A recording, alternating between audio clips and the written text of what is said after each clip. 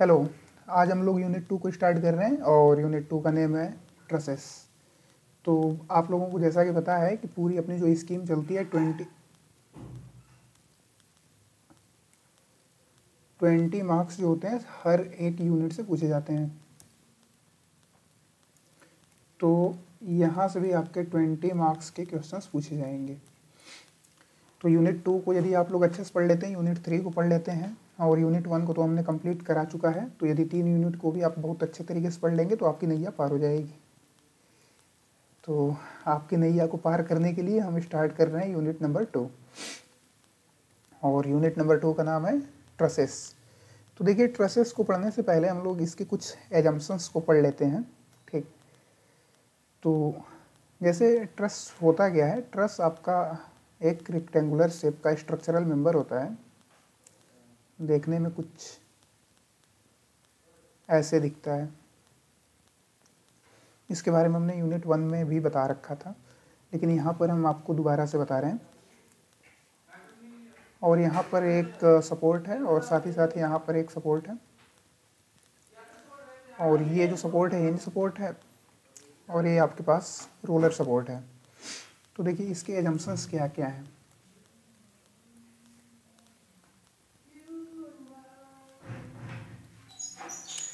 Assumptions में पहली assumptions ये है कि आप जब भी किसी भी ट्रस पर लोड लगा रहे हैं, मतलब जैसे कि आपके पास कोई एक स्ट्रक्चर है, सपोज करिए ब्रिज है, यदि आप ट्रस को रियली में फील करना चाहते हो तो किसी आप स्टील के ब्रिज पर चले जाइए जो बना हो, जिसका शेप कुछ इस टाइप से हो, तो आप देख पाएंगे ट्रसेस को। तो यदि आप ट्रस पर लोड लगाना चाहते हैं तो लोड आप हमेशा और हमेशा लगाएंगे इसके जॉइंट पर। जैसे यहाँ पे एक जॉइंट हो गया, एक जॉइंट ये हो गया, एक जॉइंट ये हो गया। तो आप जब भी लोड लगाएंगे, ठीक, आपको जब भी लोडिंग देनी है तो आप इसी जॉइंट पर देंगे। आप यहाँ से लोड लगा सकते हैं, इस जॉइंट पे लोड लगा सकते हैं, या फिर इस जॉइंट पे लोड लगा सकते हैं, या फिर इस जॉइंट पे लोड लगा सकते हैं। अब आपका क्वेश्चन होगा कि मेंबर पे हम क्यों नहीं लगा सकते।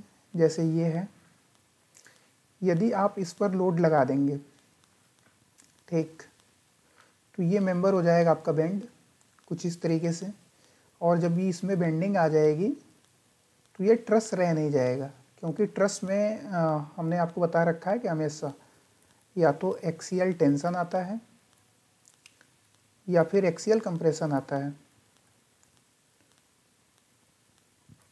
तो ट्रसेस की डिजाइनिंग इसलिए की जाती है कि वो या तो टेंशन ले सके, एक्सियल टेंशन या फिर एक्सियल कंप्रेशन। ट्रस पर कभी भी हम लोग बेंडिंग मोमेंट की कहानी नहीं देखेंगे, क्योंकि यदि ट्रस में बेंडिंग मोमेंट आ गया या फिर ट्रस बेंड कर गया तो प्रॉब्लम हो जाएगी। तब फिर वो ट्रस नहीं रह गया, फिर उसकी कहानी जो है वो फ्रेम की ओर शिफ्ट हो जाएगी। तो इसलिए इसके कुछ एजम्पशंस हैं। एजम्पशंस ये हैं कि आप जो लोड लगाएंगे एट जॉइंट, सिर्फ जॉइंट पे आप लोड लगाएंगे। आप लोड मेंबर पर क्यों नहीं लगाएंगे। मेंबर पे यदि आप लोड लगाएंगे तो उसमें आ जाएगी बेंडिंग, और हमें बेंडिंग चाहिए नहीं, इसलिए हम लोग जो है मेंबर पर लोड नहीं लगाएंगे। तो ये तो छोटे छोटे आपके 2 एजम्पशंस हो गए। तीसरा ये है कि आपका जो मेंबर है, ठीक, जैसे ये आपका कोई एक ट्रस का मेंबर है, जैसे ये आपकी ट्रस है,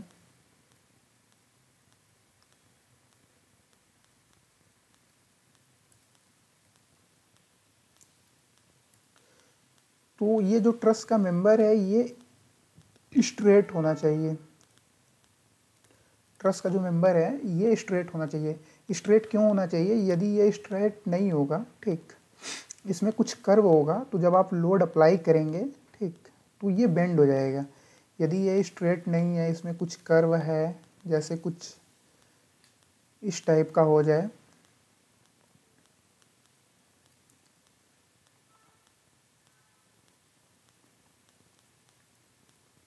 यहाँ पर स्ट्रेट प्रोवाइड करने के बजाय आप इसको ऐसे कुछ प्रोवाइड कर देते हैं, तो इसमें प्रॉब्लम आएगी क्या। जब आप यहाँ से लोडिंग लगाएंगे, जब आप लोड अप्लाई करेंगे इस पर कुछ ऐसे, तो आप देखेंगे कि यहाँ पे इस वाले मेंबर में बेंडिंग हो जाएगी। तो जब बेंडिंग हो गई तो ये फिर ट्रस रह नहीं गया, तो ट्रस रह नहीं गया तो फिर ये कहानी आपकी शिफ्ट हो गई फ्रेम की ओर। तो इसलिए कभी भी ट्रस का जो मेंबर है वो कर्व वाले शेप में नहीं होना चाहिए, वो हमेशा स्ट्रेट होना चाहिए। और ट्रस पर यदि आप लोड लगा रहे हैं तो आप इस चीज़ को इंश्योर कर लें कि जो आपका लोड लग रहा है वो जॉइंट पे लगना चाहिए। किसी भी आप जॉइंट पर लोड लगा सकते हैं। यदि आप जॉइंट के अलावा मेंबर पे लोड लगा रहे हैं तो आपका मेंबर में बेंडिंग आएगी। जब मेंबर में आपकी बेंडिंग आएगी तो वो आपका ट्रस रह नहीं गया, फिर वो ट्रस न कहला करके उसको हम लोग फ्रेम कहना स्टार्ट कर देंगे। तो जो हमारा मोटो था या फिर जो हमारा पर्पज था वो पर्पज फुलफिल नहीं हो पाएगा। पर्पज हमारा ये था कि इसमें एक्सियल टेंशन है, एक्सियल कंप्रेशन है, लेकिन आप देखेंगे कि उसमें बेंडिंग भी आ गया और यहाँ तक कि शियर भी आ गया, तो प्रॉब्लम जाने लगेगी। इसलिए आप हमेशा लोड को अप्लाई करेंगे ट्रस के जॉइंट पर, और जो ट्रस का मेंबर है वो स्ट्रेट होगा, कर्व वाले शेप में नहीं होगा। और साथ ही साथ ये जो आपका जॉइंट है ये पिन जॉइंट होगा, ठीक। इसको आप जॉइंट करेंगे पिन की हेल्प से पिन जॉइंटेड होगा। तो ये सभी छोटी छोटी कहानियाँ हैं। और जैसे आप ये भी बोलेंगे कि ये जो मेंबर है इस मेंबर का भी अपना कुछ वेट होगा, क्योंकि देखने में तो ऐसा लगेगा नहीं। जब भी आप ब्रिज देखेंगे तो मोटे मोटे आप स्टील के देखेंगे स्ट्रक्चर्स, स्टील के मेंबर्स, तो उनका कुछ सेल्फ वेट होगा। तो सेल्फ वेट के कारण, जैसे एग्जांपल के लिए हम आपको दिखाएं, जैसे ये रहा वायर, ठीक। तो इसका कुछ सेल्फ वेट है जिसके कारण इसमें कुछ बेंडिंग आ रही है। तो इस तरीके की बेंडिंग को ट्रस में हम लोग निगलेक्ट करके चलेंगे। मतलब जो सेल्फ वेट है, सेल्फ वेट के कारण यदि इसमें बेंडिंग आ रही है तो उसको हम लोग निगलेक्ट करके चलेंगे। उसको हम लोग कैलकुलेशन में या फिर डिजाइनिंग में कहीं भी उसको कंसीडर नहीं करेंगे, उसको निगलेक्ट करके चलेंगे। तो ये बेसिक या फिर मोटा मोटा आप कह सकते हैं कुछ पॉइंट्स हैं, एजम्पशंस हैं, जो ट्रस को सॉल्व करने से पहले आपको पता होनी चाहिए, और ये एजम्पशंस आपसे पूछी जा सकती हैं। तो एक बार हम एजम्पशंस को अच्छे से नोट कर देते हैं। और पहला आप लिख सकते हैं, loads are applied only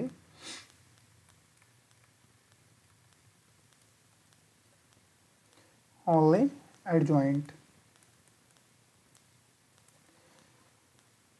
reason क्या है, मेंबर पे यदि अप्लाई कर रहे हैं तो if it is applied in between member, then member bends। और जब आपका मेंबर बेंड कर जाएगा then member can't be called, then member cannot be called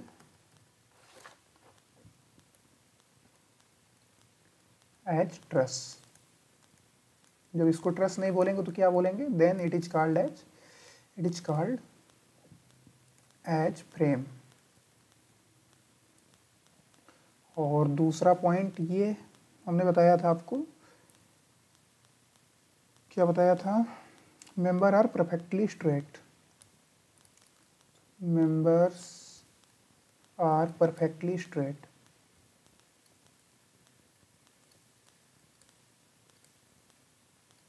यदि ये स्ट्रेट नहीं रहेगा तो इसमें बेंड आ जाएगा, और जब फिर बेंडिंग इसमें हो जाएगी तो फिर वही सेम कहानी ये है कि ये आपका ट्रस कहलाएगा नहीं, फिर ये फ्रेम में चला जाएगा।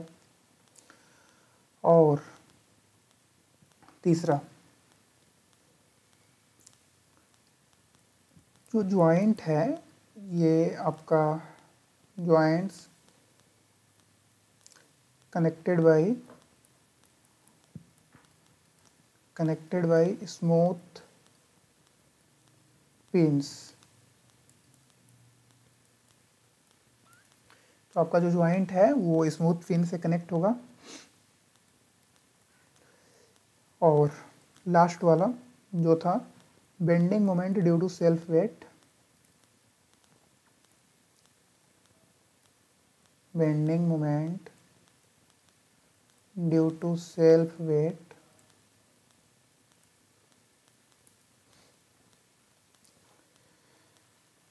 नेग्लेक्टेड। देखिए किसी भी ट्रस में हमेशा क्या आता है, या तो एक्सियल टेंशन आता है या फिर एक्सियल कंप्रेशन आता है। तो ट्रस को हम लोग डिजाइन इस प्रकार से करते हैं कि इसमें ये एक्सियल फोर्सेस को, इसमें सिर्फ एक्सियल फोर्सेस आए। एक्सियल फोर्सेस में आपका या तो टेंशन हो सकता है या फिर कंप्रेशन हो सकता है। तो यदि आप इसके मेंबर्स को कट करेंगे, जैसे यहाँ से यदि आप कट करें तो इसमें आप देखेंगे कि इसमें आपके पास एक्सियल जो है, जब ये बीडी बनाएंगे तो इसमें आप एक्सियल फोर्स देखेंगे, तो इसमें आपको एक्सियल फोर्स मिलता हुआ दिखाई देगा। इसमें बेंडिंग कहीं पर भी नहीं आएगी। ये तो हो गया ट्रस के बारे में। और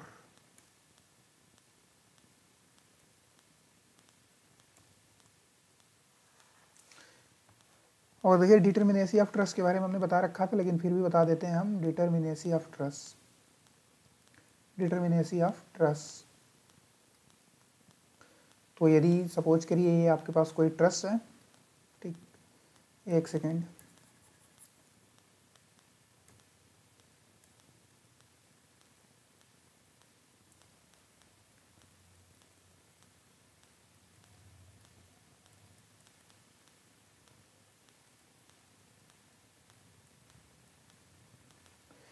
ये आपके पास एक कोई ट्रस है। तो ट्रस को यदि आपको चेक करना हो कि ये ट्रस डिटर्मिनेट है या फिर नहीं है, तो DSE means external static indeterminacy जो लोग चेक कर रहे थे, उसको चेक करने के लिए हमने पिछले वाले में आपको फार्मूला बताया था R-S।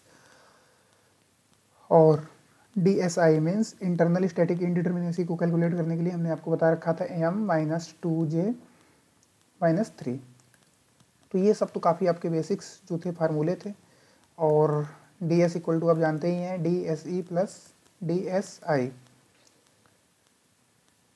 ठीक, यदि अब आपसे पूछा जाए कि ये जो आपका ट्रस है ये स्टेबल है कि अनस्टेबल है, क्या है, कैसे है, तो इसका जो आप डिसीजन लेंगे वो सिर्फ और सिर्फ इसी के बेसिस पे ले पाएंगे कि स्ट्रक्चरल के पास जो ये आप DS निकाल रहे हैं इसकी वैल्यू कितना आ रही है।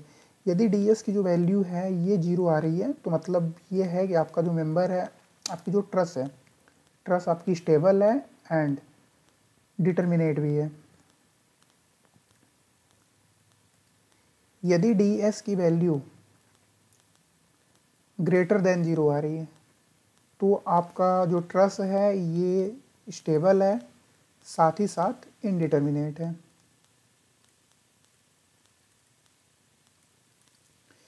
और यदि DS आपका जो है लेस देन 0 आ रहा है, मीन्स DS की वैल्यू निगेटिव आ रही है, तो कहानी बहुत ही सिंपल है, आपका जो ट्रस है वो अनस्टेबल है। तो आपका ट्रस जो है ये आपका ट्रस अनस्टेबल है, मीन्स इसमें आपको मेंबर्स को या तो जोड़ने की ज़रूरत है, बिल्कुल इसमें आपको कुछ मेंबर्स ऐड करने होंगे ताकि ये आपका जो ट्रस है स्टेबल हो जाए, स्टेबिलिटी गेन कर ले। तो जो आपके पास ट्रस होती है, ठीक, जो डिटर्मिनेट ट्रस होती है, उस ट्रस का हम लोग इसमें एनालिसिस देखेंगे। तो डिटर्मिनेट ट्रस की एनालिसिस के लिए हम लोगों के पास दो मेथड हैं। एक है मेथड ऑफ सेक्शन और दूसरा है मेथड ऑफ ज्वाइंट। तो analysis of determinate trusses.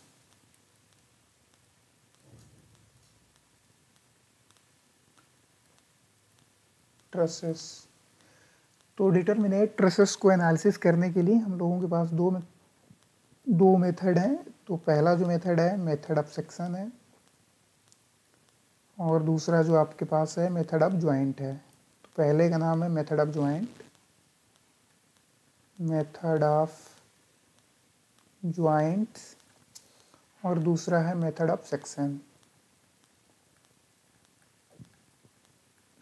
Method of section. तो सबसे पहले हम लोग स्टार्ट कर देते हैं मेथड ऑफ ज्वाइंट्स। तो आज हम लोग कंप्लीट करेंगे मेथड ऑफ ज्वाइंट्स, और अगले वाले लेक्चर में हम लोग कंप्लीट करेंगे मेथड ऑफ सेक्शन। तो मेथड ऑफ ज्वाइंट्स, यदि मेथड ऑफ ज्वाइंट्स पे आपसे कोई भी क्वेश्चंस पूछा जाएगा, ठीक, तो आपका क्वेश्चंस 10 मार्क्स में होगा। तो इसका एनालिसिस आप काफ़ी अच्छे तरीके से देखिएगा, क्योंकि ट्रस्ट में गिने चुने 2-3 टॉपिक हैं जहाँ से फ्रिक्वेंटली क्वेश्चंस पूछे जाते हैं और वही आपको पढ़ने की ज़रूरत है। बाकी आपको आप इग्नोर करके चल सकते हैं, जिसमें से ये एक आपका टॉपिक है। तो इसमें कुछ स्टेप्स हैं जो स्टेप्स को हम लिख रहे हैं, तो आप उसको नोट डाउन कर सकते हैं कैसे कैसे क्या होगा, प्रोसीजर क्या है, पूरा प्रोसीजर हम आपको बता रहे हैं। तो देखिए, पहला जो है प्रोसीजर ये है कि सबसे पहले तो हम लोग प्रोसीजर की स्पेलिंग सही लिख लेते हैं।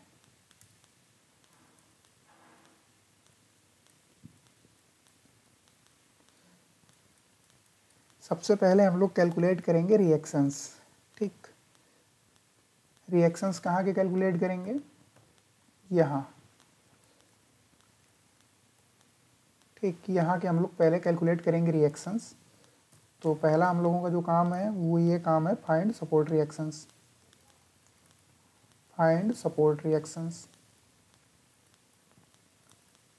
फाइंड करना है आपको सपोर्ट रिएक्शंस।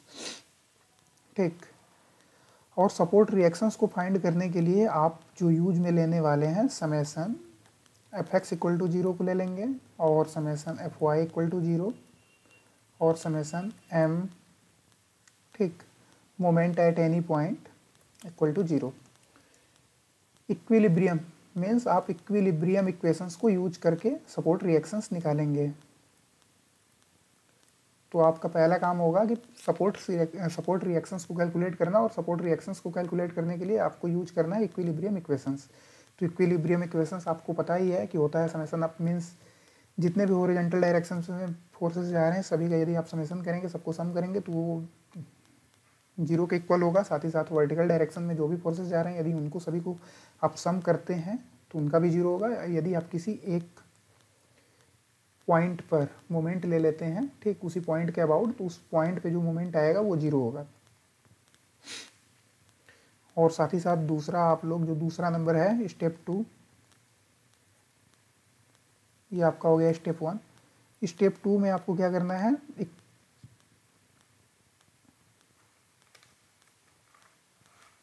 अब आप लोग फाइंड करेंगे अननोन फोर्सेस।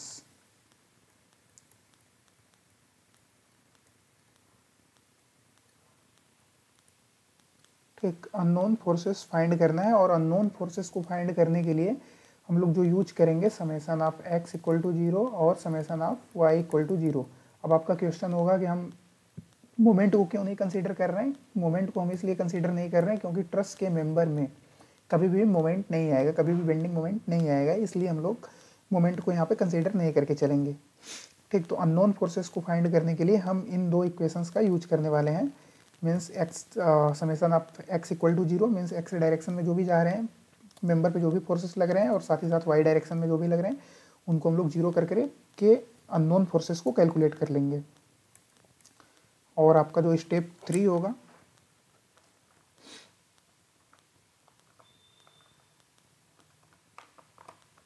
बस आपको स्टेप 3 में जाने की ज़रूरत ही नहीं है, स्टेप 2 ही में ही काम चल जाएगा। लेकिन यदि जैसे ये ज्वाइंट है, यदि ज्वाइंट की ओर कोई भी फोर्स का डायरेक्शन आ रहा है, जैसे ज्वाइंट की ओर फोर्स का डायरेक्शन आ रहा है, तो इसको हम लोग कंसीडर करके चलेंगे कंप्रेशन। ठीक, यदि ज्वाइंट की ओर आ रहा है तो इसको हम लोग कंप्रेशन करेंगे, कंसीडर करके चलेंगे। यदि ज्वाइंट पर आ रहा है, ठीक, ज्वाइंट से अवे, जैसे कि इधर जा रहा है, ऐसे जा रहा है, तो इसको हम लोग टेंशन कंसीडर करेंगे पूरे सब्जेक्ट में मीन्स पूरा एनालिसिस तक। यदि ज्वाइंट से दूर जा रहा है फोर्स तो टेंशन, ज्वाइंट की ओर आ रहा है फोर्स तो उसको कंप्रेशन हम लोग कंसीडर करेंगे। जैसे ट्रस में इसको आप लोग ऐसे देखें,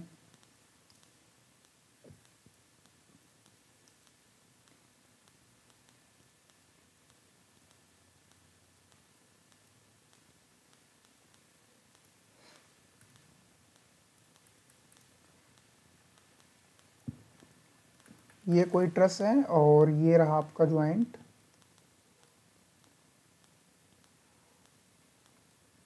ठीक, और इसको यदि आप यहाँ से कट करें इस मेंबर को ऐसे, ठीक, और इसका ये बीडी आप बनाएं ये कुछ इस तरीके से, तो यदि आपका फोर्स इस डायरेक्शन में जा रहा है, मीन्स ज्वाइंट की ओर जा रहा है, ठीक, तो इसको हम लोग बोलेंगे कंप्रेशन,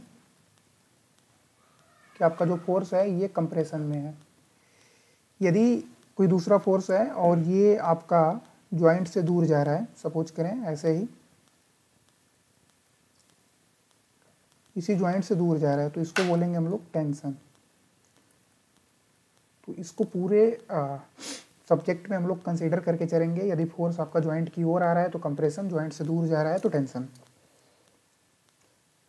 तो अब एक क्वेश्चंस को हम लोग कर रहे हैं ताकि पता चल जाए कि मेथड ऑफ ज्वाइंट कैसे यूज करना है।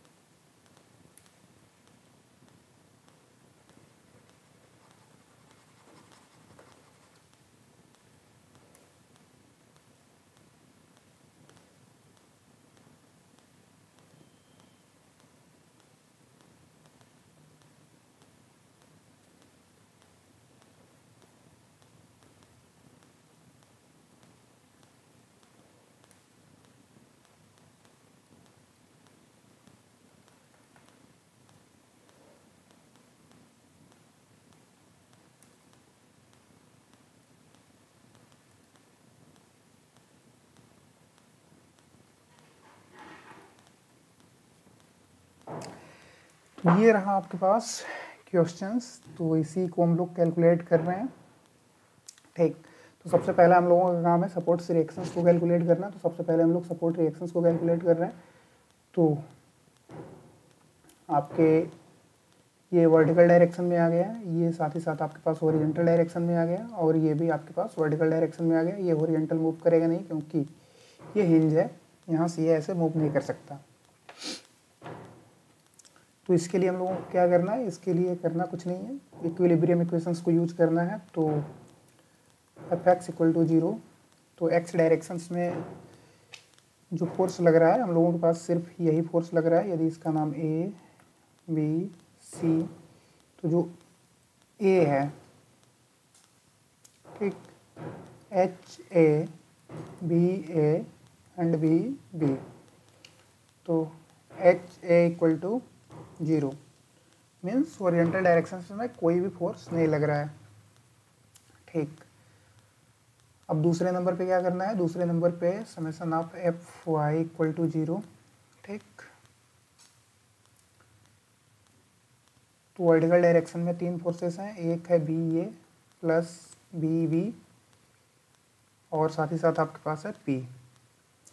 अब हम लोग ले लेते हैं मोमेंट, मोमेंट ले लेते हैं अबाउट ए, ठीक।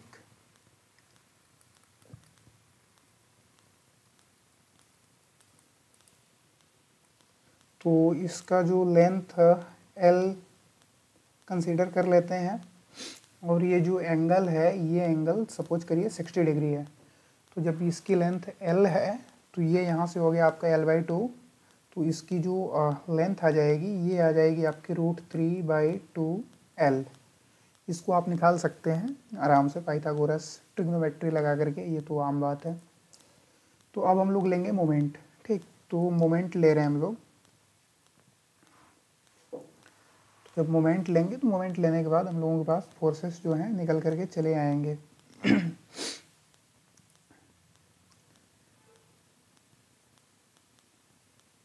तो V B into L equal to, ठीक, ये आपका जा रहा है क्लॉकवाइज डायरेक्शन में तो इसको पॉजिटिव ले लिए, और ये आपके पास है, ये आपका जा रहा है एंटी क्लॉकवाइज डायरेक्शन में इसलिए निगेटिव ले लिए, तो इसको हम डायरेक्ट इक्वल टू इस बार रख लेते हैं पी इंटू √3L/2। तो जो वी बी की वैल्यू आ गई, ये आ गई आपके पास P इंटू √3/2। तो पहला काम तो अपना हो गया, आपके पास वी बी निकल आया। जब आपके पास वी बी निकल आया तो आप बी ए को भी निकाल सकते हैं। बी ए कैसे निकालेंगे, तो बी ए इक्वल टू हो गया, बी ए इक्वल टू आपका हो गया P minus V B, P minus V B इस वाले इक्वेशन से। तो अब यहाँ पर वी बी की वैल्यू रखेंगे तो वी ए की वैल्यू आपकी निकल करके आ जाएगी। तो सपोज करिए ये यहाँ पर x कुछ आ रही है, ठीक। अब मेथड ऑफ जॉइंट को लगाने के लिए अब किसी भी जॉइंट को हम लोग कंसीडर कर रहे हैं। तो पहले हम लोग किस जॉइंट को कंसीडर करें, हम लोग सी वाले जॉइंट को कंसीडर कर ले रहे हैं, ठीक। इस वाले जॉइंट को हम लोग कंसीडर कर रहे हैं, इस पर हम लोग जितने भी अननोन फोर्सेस हैं सबको निकालने की कोशिश करेंगे। तो ये हो गया आपका जॉइंट सी, और जॉइंट सी पर ऊपर से एक फोर्स है पी, ठीक। और जॉइंट सी में जो फोर्स जा रहा है ये है आपका, डायरेक्शन आप कुछ भी रख सकते हैं, वो नेगेटिव पॉजिटिव आने के बाद अब चेंज किया जाएगा। तो एफ ए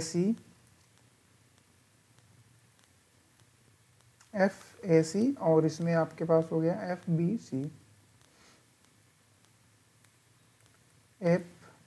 सी, और ये एंगल आपके पास 30 डिग्री ये है, 30 डिग्री ये है। तो अब आपको लगाने हैं summations F X equal to 0 और summation F Y equal to 0। Moment इसमें लगाएंगे नहीं क्योंकि मेंबर का फोर्स हम लोग कैलकुलेट कर रहे हैं। तो जब इसको लगाएंगे तो आपके पास एक ये अननोन है, ठीक, और एक ये अननोन है। तो आपके पास दो अननोन हैं और दो आपके पास इक्वेशंस हैं, इक्विलिब्रियम इक्वेशन है, मीन्स 2 अननोन है और 2 इक्वेशन है। तो आप आराम से अननोन की वैल्यू निकाल सकते हैं। तो इसकी वैल्यू आप निकालेंगे कैसे, आराम से निकालेंगे। इस वाले फोर्स को आप लोग रिजॉल्व कर लीजिएगा 30 डिग्री पर, ये आपका हो जाएगा कुछ इस तरीके से। यहाँ पे आपका P फोर्स लग रहा है P, और यदि इस फोर्स को आप रिजॉल्व करेंगे तो यहाँ ये आपके पास आ जाएगा एफ ए बी, ठीक, cos 30 डिग्री, और इस वाले को रिजॉल्व करेंगे तो ये भी आपके पास आ जाएगा F B C cos 30 degree, और ये वाला फोर्स जो है ये आपका इस डायरेक्शन में जा रहा है तो ये इधर चला आएगा F A B sin 30 degree, और ये वाला फोर्स आपके पास चला जाएगा F B C sin 30 degree. तो अब आप समेशन आप एफ एक्स कर लीजिए। F X means X direction में, तो आपके पास है F B C sin 30 equal to F A B sin 30 से sin 30 कैंसिल, तो F B C equal to F A B. अब इसी प्रकार से आप लोग जब वर्टिकल डायरेक्शन के फोर्स को सॉल्व करेंगे तो आपके पास वैल्यू आ जाएगी एफ ए बी की। तो यहाँ से आप आराम से निकाल लेंगे, तो ऐसे ही आपका आ जाएगा। तो सेम यही तरीका है।